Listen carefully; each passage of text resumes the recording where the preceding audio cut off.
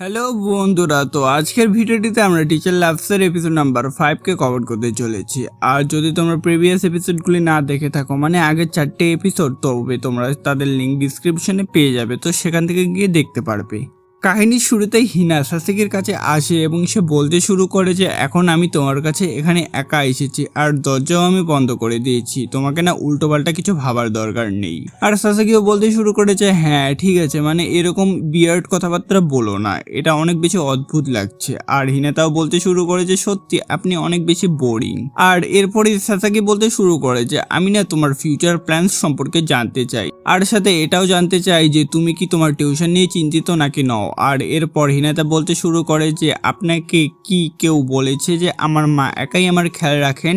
আর এটা শুনে না সাসাকি একটু ঘাবড়ে যায় এবং বলে যে না এমন কোনো ব্যাপার না। আর হিনাতাও বলে যে এটাতে আমার খুব বেশি একটা যায় আসে না। আর সে বলতে থাকে যে সত্যি কথা তো এটাই যে কলেজের ফি আমার প্যারেন্টস একদমই অ্যাফোর্ড করতে পারবে না। আর সত্যি বলতে আমি নিজেও চাই না যে আমি আমার প্রবলেমসগুলো আমার মায়ের সাথে শেয়ার করি, মানে ওনাকে আরো বেশি সমস্যার মধ্যে ফেলি। আর এরপর সাসাকি একটা ফর্ম সামনে এগিয়ে দেয় আর হিনাতা বলতে শুরু করে যে এটা কি। আর সাসাকি বলতে শুরু করে যে যদি তোমার টিউশন ফির প্রবলেম থাকে তাহলে এটা দিয়ে সলভ হয়ে যাবে, তবে তারপর তুমি তো তোমার স্টাডি কন্টিনিউ করবে না, মানে তুমি স্কলারশিপের জন্য স্কুলে বা এনজিওতে আপিল করতে পারো, যার কারণে তুমি একরকম ভাবে স্কলারশিপ পেয়ে যেতে পারো। আর এরপর তুমি অনেক সহজে স্টাডি করতে পারবে কোনো পেমেন্ট না করে, মানে কোনো ফিস পে না করে। আর হিনাতাও অনেক বেশি অবাক হয়ে যায় যে সাসাকি সত্যি তার জন্য এত কিছু করেছে। আর এরপর সে অনেক বেশি ক্ষমা চাইতে থাকে আর বলে যে আমাকে ক্ষমা করো, মানে আমি তোমার প্রবলেমস গুলো কখনো দেখতে পাইনি।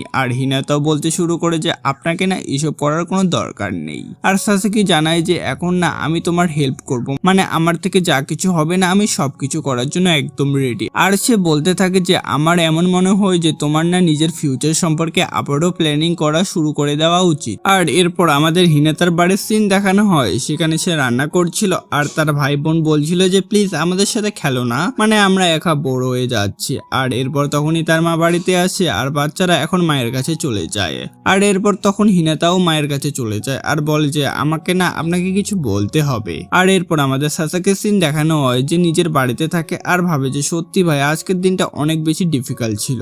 আর এরপর সে ঘুমানোর চেষ্টা করে, কিন্তু তখনই হঠাৎ করে তার ফোন বাজতে শুরু করে আর আমরা জানতে পারি যে ওটা কোনো ফোন ছিল না, বরং ওটা ছিল ভিআইপি কার্ড, মানে ড্রিম ওয়ার্ল্ডের। আর এরপর সে কলটা পিক করে নেয় আর আবার সে ওয়ার্ল্ডে পৌঁছে যায় আর আওয়াজ আসতে শুরু করে যে কন্টিনিউ করার জন্য আপনাকে অনেক অনেক ধন্যবাদ। আর সেই আওয়াজ বলতে থাকে যে আপনার স্কোর একরকম ভাবে অনেক ভালো হয়ে গেছে, এই কারণে আপনি এক্সট্রা সেবা পাওয়ার জন্য একটি অপশন পাচ্ছেন। আর এরপর তখনই তার ঘরের বেল বাজে আর তখনই আমরা জানতে পারি যে ওটা হিনাতা ছিল, যে তার বাড়িতে আসে আর বলে যে আপনার সাথে দেখা করে আমার খুব ভালো লাগলো। আর সে জানায় যে সত্যি ঘরটা তো বেশ ভালো লাগছে। আর এরপর সে বলতে শুরু করে যে এটা প্রথমবার যখন আমি কোনো পুরুষের বাড়িতে এইভাবে একা এসেছি। আর এখন সাসাকি অনেক বেশি অবাক হয়ে যায় আর বলে শেষমেশ তুমি এখানে কি করছো? আর এরপর তখন হিনাতা বলতে শুরু করে যে আপনি না এই প্লেসের একদম রেগুলার কাস্টমার, এই কারণে আপনাকে একরকম ভাবে স্পেশাল সার্ভিস দেওয়া হচ্ছে। আর বলতে থাকে যে শুধু আজকের জন্য, মানে শুধু আজকের জন্য আমি আপনার বাড়িতে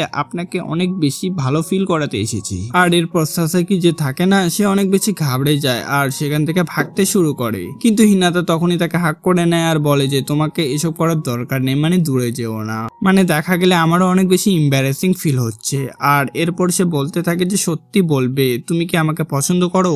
আর এরপর সাসাকি কিছু বলতেই যাবে আর তখনই হিনাতা বলতে শুরু করে যে তোমার না এই দিকে তাকানোর একদমই দরকার নেই। আর সে বলতে থাকে যে প্লিজ এখন তোমাকে আমার সাথে কিছু করতে হবে আর আমার এখন একদমই ওয়েট হচ্ছে না। আর এরপর ফাইনালি সে নিজের গেম স্টার্ট করে আর স্টার্টিং এই তো সাসাকি অনেক বেশি নার্ভাস থাকে অবভিয়াসলি। আর সাথে হিনাতাও বলতে থাকে যে আজ আমার অনেক বেশি এম্বারেসিং ফিল হচ্ছে।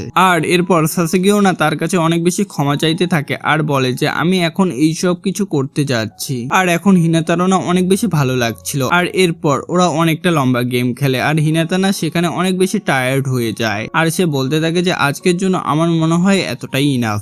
আর এরপর সাসাকিও না তার কাছে অনেক বেশি ক্ষমা চাইতে থাকে আর হিনাতা বলতে থাকে যে তোমার না ক্ষমা চাওয়ার দরকার নেই, মানে তোমার শুধু ভালো লেগেছে সেটাই আমার জন্য যথেষ্ট।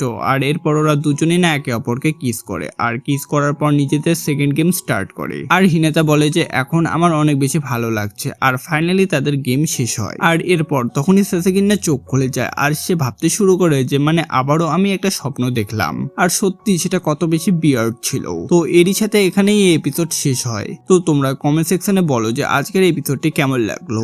আর ভিডিওটিকে লাইক এবং চ্যানেলটিকে সাবস্ক্রাইব করো ভাই, এটা একদমই ফ্রি। তোমরা কেন করো না ভাই? একটা ছোট ইউটিউবারকে তোমরা সাপোর্ট করতে পারো না? আর আমি এত খাটনি করে তোমাদের জন্য প্রতিদিন ভিডিও নিয়ে আসি, তাহলে কিন্তু আমি আর ভাই ভিডিও আপলোড করব না তোমাদের জন্য।